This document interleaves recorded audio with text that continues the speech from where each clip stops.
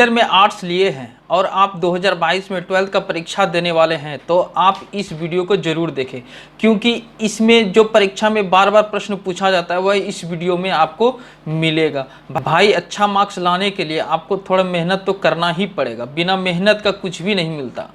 Bihar board का model paper से आप किसी तरह परीक्षा में सिर्फ पास हो सकते हैं, लेकिन हमारे कोचिंग सेंटर के द्वारा बनाया गया नोट्स को आप पढ़ेंगे तो अच्छा अंक हासिल कर सकते हैं। हम आपको देंगे मोस्ट इम्पॉर्टेंट क्वेश्चन जो हमारे परीक्षा में पूछे जाते हैं।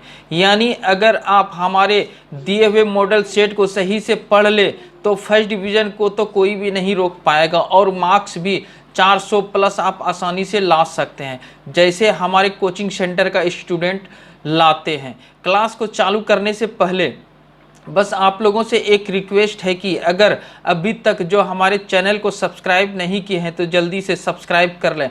सब्सक्राइब करने में कोई पैसा नहीं लगता है और लाइक तो ज़रूर करें, और हमारा वीडियो अच्छा लगे तो कमेंट बॉक्स में ज़रूर लिखें। तो चलिए शुरू करते हैं। विषय है राजनीतिक विज्ञान और ये सेट नंबर है फर्स्ट और क्लास है 12। तो पहला क्वेश्चन है, संविधान निर्मात्री सभा में उद्देश्य प्रस्ताव किसके द्वारा प्रस्तुत किया गया? यानी संविधान निर्मात्री सभा में उद्देश्य प्रस्ताव किसके द्वारा प्रस्तुत किया गया? तो इसका आंसर होगा जवाहरलाल नेहरू के द्वारा। दूसरा प्रश्न, संविधान निर्मात्री सभा की प्रारूप समिति के अध्यक्ष कौन चुने गए? संविधान निर्मात्री सभा की प्रारूप समिति के अध्यक्ष कौन चुने गए? तो इसका आंसर होगा डॉक्टर अंबेडकर। क्या होगा आंसर? डॉक्टर अंबेडकर। अगला प्रश्न, 1930 में गांधी जी ने किस आंदोलन की शुरुआत की थी? 1930 में गांधी जी ने किस आंदोलन की शुरुआत की थी? तो इसका आंसर हो जाएगा सविनय अवज्ञा आंदोलन। क्या होगा? सविनय अवज्ञा आंदोलन। यानी 1930 में गांधी जी ने आंदोलन जो शुरुआत किया था, तो कौन सा आंदोलन शुरुआत किया था? सविनय अवज्ञा आंदोलन। अगला प्रश्न है आपका, सौराष्ट्र किस राज्य का अंग है? सौराष्ट्र किस राज्य का अंग है? तो इसका आंसर हो जाएगा गुजरात का।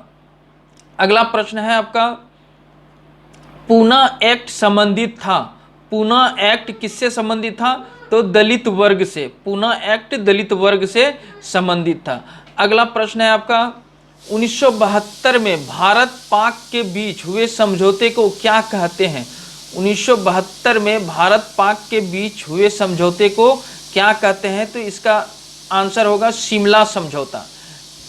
अगला प्रश्न, जनता पार्टी की स्थापना कब हुई? जनता पार्टी की स्थापना कब हुई? तो जनता पार्टी की स्थापना 1977 में हुई। अगला प्रश्न, भारत के प्रधानमंत्री नियुक्त होते हैं। भारत के प्रधानमंत्री, इसका आंसर हो जाएगा नियुक्त होते हैं। अगला प्रश्न है, भारत में मतदाता होने की न्यूनतम आयु क्या है? भारत में मतदाता होने की न्यूनतम आयु क्या है? तो इसका आंसर हो जाएगा 18 वर्ष। चलिए अगला प्रश्न देखते हैं, जनता पार्टी के शासन काल में भारत के प्रधानमंत्री कौन थे? तो इसका आंसर हो जाएगा मोरारजी देसाई। जनता पार्टी के शासन काल में भारत के प्रधानमंत्री थे मोरारजी देसाई। अगला प्रश्न है, AISDM के किस राज्य की क्षेत्रीय पार्टी है? तो इसका आंसर हो जाएगा तमिलनाडु। यानी AISDM के किस राज्य की क्षेत्रीय पार्टी है? तो तमिलनाडु। अगला प्रश्न है आपका, भारत में गैर कांग्रेस सरकार के पहले प्रधानमंत्री कौन थे? भारत में गैर कांग्रेस सरकार के पहले प्रधानमंत्री कौन थे? तो इसका आंसर हो जाएगा मोरारजी देसाई। चलो अगला प्रश्न है आपका, केंद्र में जनता पार्टी कब सत्ता में आई? केंद्र में जनता पार्टी कब सत्ता में आई? तो 1977 ईस्वी इसका आंसर हो जाएगा बी नंबर। केंद्र में जनता पार्टी कब सत्ता में आई? तो 1977 ईस्वी में। अगला प्रश्न है, DM के किस राज्य की क्षेत्रीय पार्टी है? DM के किस राज्य की क्षेत्रीय पार्टी है? तो इसका आंसर हो जाएगा तमिलनाडु। अगला प्रश्न है आपका, भारतीय जनता पार्टी किस पार्टी का नया नाम है? तो इसका आंसर हो जाएगा भारतीय जन संघ। गरीबी हटाओ का नारा किसने दिया? अगला प्रश्न है गरीबी हटाओ का नारा किसने दिया? तो इसका आंसर हो जाएगा इंदिरा गांधी ने, यानी इंदिरा गांधी ने गरीबी हटाओ का नारा दिया था। अगला प्रश्न है भारतीय योजना आयोग कब समाप्त कर दिया गया? भारतीय योजना आयोग कब समाप्त कर दिया गया? तो इसका आंसर हो जाएगा 2014 में। भारतीय योजना आयोग 2014 में समाप्त कर दिया गया। अगला प्रश्न है प्रधानमंत्री श्री नरेंद्र मोदी किस दल के हैं? प्रधानमंत्री श्री नरेंद्र मोदी किस दल के हैं? तो इसका आंसर हो जाएगा भारतीय जनता पार्टी। अगला प्रश्न, योजना आयोग को भंग कर कौन सा आयोग बना? योजना आयोग को भंग कर कौन सा आयोग बना? तो नीति आयोग। अगला प्रश्न, भारतीय अर्थव्यवस्था है मिश्रित। इसका आंसर हो जाएगा मिश्रित। अगला प्रश्न है भारत व चीन के बीच पंचशील समझौता पर हस्ताक्षर किस वर्ष हुआ था? तो इसका आंसर हो जाएगा डी नंबर 1954 ईस्वी में। 1954 ईस्वी में भारत व चीन के बीच पंचशील समझौता पर हस्ताक्षर हुआ था। अगला प्रश्न है भारत व चीन युद्ध कब हुआ? भारत और चीन के बीच युद्ध कब हुआ था? तो इसका आंसर हो जाएगा 1962 ईस्वी में। चलिए अगला प्रश्न है आपका ताशकंद समझौता के संबंध में सोवियत संघ का प्रतिनिधित्व कौन नेता कर रहा था?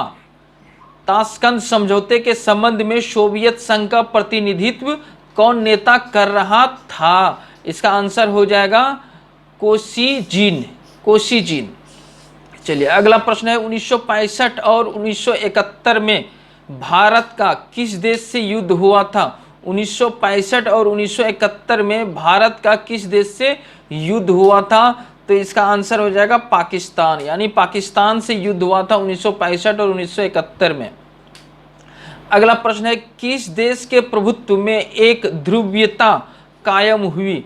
किस देश के प्रभुत्व में एक ध्रुवीयता कायम हुई? तो इसका आंसर हो जाएगा अमेरिका। अगला प्रश्न है आपका पंचशील समझौता किन दो देशों के बीच हस्ताक्षरित हुआ? पंचशील समझौता किन दो देशों के बीच हस्ताक्षरित हुआ? तो इसका आंसर हो जाएगा भारत और चीन। चलिए अगला प्रश्न देखते हैं गुट निरपेक्ष आंदोलन कब अस्तित्व में आया? गुट निरपेक्ष आंदोलन कब अस्तित्व में आया? तो इसका आंसर हो जाएगा 1961 में। चलिए अगला प्रश्न है आपका अंतर्राष्ट्रीय अणु ऊर्जा अभिकरण की स्थापना कब हुई? अंतर्राष्ट्रीय अणु ऊर्जा अभिकरण की स्थापना कब हुई? तो इसका आंसर हो जाएगा 1957 ईस्वी में। अगला प्रश्न है गुट निरपेक्ष देशों का प्रथम शिखर सम्मेलन कहाँ आयोजन? अगला प्रश्न है गुट निरपेक्ष देशों का प्रथम शिखर सम्मेलन कहाँ आयोजित किया गया था? और इसका आंसर हो जाएगा बेलग्रेड। अगला प्रश्न है आपका इंदिरा गांधी ने भारत में आपातकाल किस वर्ष लगाया था? इंदिरा गांधी ने भारत में आपातकाल किस वर्ष लगाया था? तो इसका आंसर हो जाएगा 1975 ईस्वी में। अगला प्रश्न है 1975 में राष्ट्रव्यापी सत्याग्रह का नेतृत्व किसने किया था?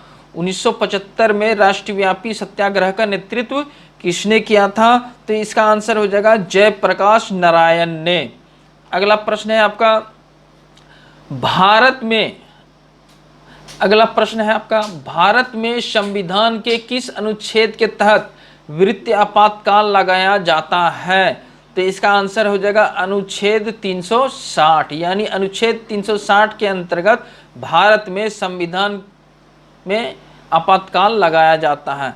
अगला प्रश्न है आपका देश में आंतरिक गड़बड़ी के कारण संकटकालीन स्थिति की घोषणा कब हुई? इसका आंसर हो जाएगा आपका 1975 ईस्वी में। अगला प्रश्न है आपका भारतीय जनता पार्टी किस पार्टी का नया नाम है? तो इसका आंसर हो जाएगा भारतीय जन संघ। अगला प्रश्न है संपूर्ण क्रांति आंदोलन का नेतृत्व किसने किया? संपूर्ण क्रांति आंदोलन का नेतृत्व किसने किया? तो इसका आंसर हो जाएगा जयप्रकाश नारायण। चलिए अगला प्रश्न देखते हैं 1977 में जनता पार्टी के शासन में प्रधानमंत्री कौन बना? 1977 में जनता पार्टी के शासन में प्रधानमंत्री कौन बना? तो मोरारजी देसाई इसका आंसर होगा।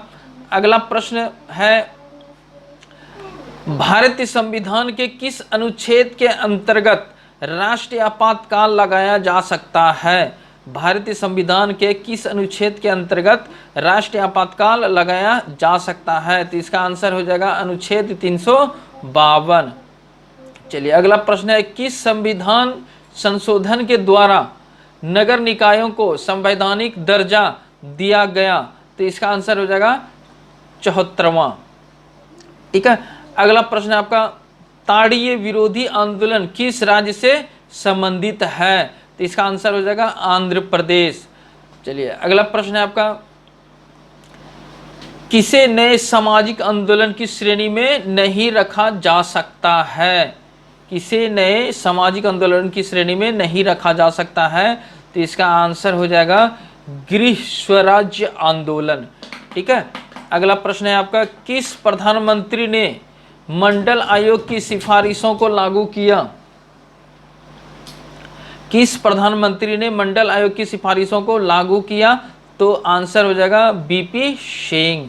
अगला प्रश्न है, कौन सा संविधान संशोधन शहरी स्थानीय शासन से जुड़ा है? कौन सा संविधान संशोधन शहरी स्थानीय शासन से जुड़ा है? तो इसका आंसर हो जाएगा 74वां। अगला प्रश्न है, ग्राम कचहरी का प्रधान कौन होता है? ग्राम कचहरी का प्रधान सरपंच होता है। अगला प्रश्न है आपका, मनरेगा कार्यक्रम की शुरुआत किसके शासन काल में हुई? मनरेगा कार्यक्रम की शुरुआत किसके शासन काल में हुई? तो इसका आंसर हो जाएगा मनमोहन सिंह। अगला प्रश्न है आपका, निम्न में से कौन एक मौलिक अधिकार नहीं है? तो इसका आंसर हो जाएगा संपत्ति का अधिकार। अगला प्रश्न है आपका, राज्यसभा की सदस्यता के लिए न्यूनतम आयु क्या है? राज्यसभा की सदस्यता के लिए न्यूनतम आयु क्या है? तो इसका आंसर हो जाएगा 30 वर्ष। अगला प्रश्न है, विधान परिषद का सदस्य निर्वाचित होने के लिए न्यूनतम आयु क्या है? विधान परिषद का सदस्य निर्वाचित होने के लिए न्यूनतम आयु क्या है? तो इसका भी आंसर हो जाएगा 30 वर्ष। अगला प्रश्न है, भारत में राष्ट्रपति पद के उम्मीदवार की न्यूनतम आयु क्या है? भारत में राष्ट्रपति पद के उम्मीदवार की न्यूनतम आयु क्या है? तो इसका आंसर हो जाएगा 35 वर्ष। अगला प्रश्न है, मुख्यमंत्री की नियुक्ति कौन करता है? मुख्यमंत्री की नियुक्ति कौन करता है? तो इसका आंसर हो जाएगा राज्यपाल। चलिए अगला प्रश्न है आपका, भारतीय संविधान में कितने मौलिक कर्तव्य है? भारतीय संविधान में कितने मौलिक कर्तव्य है? तो इसका आंसर हो जाएगा 11। चलिए अगला प्रश्न है, भारतीय संविधान के किस भाग में राज्य के नीति निर्देशक तत्व निहित है? तो इसका आंसर हो जाएगा भाग 4। चलिए अगला प्रश्न है, प्रधानमंत्री श्री नरेंद्र मोदी किस दल के हैं? तो इसका आंसर हो जाएगा भारतीय जनता पार्टी। अगला प्रश्न है, दिल्ली के मुख्यमंत्री श्री केजरीवाल किस दल के हैं? तो इसका आंसर हो जाएगा आम आदमी पार्टी। चलिए अगला प्रश्न है आपका, बहुजन समाज पार्टी की स्थापना किसने की थी? बहुजन समाज पार्टी की स्थापना बहुजन समाज पार्टी की स्थापना किसने की थी? तो इसका आंसर हो जाएगा कांसी राम। चलिए अगला प्रश्न है, जनता दल किस राज्य की पार्टी है? तो जनता दल बिहार राज्य की पार्टी है। अगला प्रश्न, भारत में नई आर्थिक नीति की शुरुआत किस प्रधानमंत्री ने की? तो इसका आंसर हो जाएगा नरसिम्हा राव। चलिए अगला प्रश्न है, भारत ने पहला सफल परमाणु परीक्षण कब किया? भारत ने पहला सफल परमाणु परीक्षण कब किया? तो इसका आंसर हो जाएगा 1963 ईस्वी। चलिए अगला प्रश्न है, परमाणु अप्रसार संधि पर किस राज्य ने हस्ताक्षर नहीं किए? परमाणु अप्रसार संधि पर किस राज्य ने हस्ताक्षर नहीं किए? तो इसका आंसर हो जाएगा ईरान।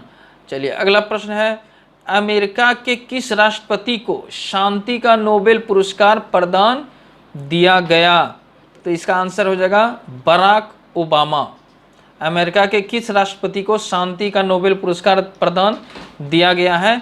तो बराक ओबामा। चलिए आखिरी सवाल है, आखिरी प्रश्न है, किस देश के प्रभुत्व से एक ध्रुवीयता कायम हुई? तो इसका आंसर हो जाएगा रूसी संघ। ये था सेट 1।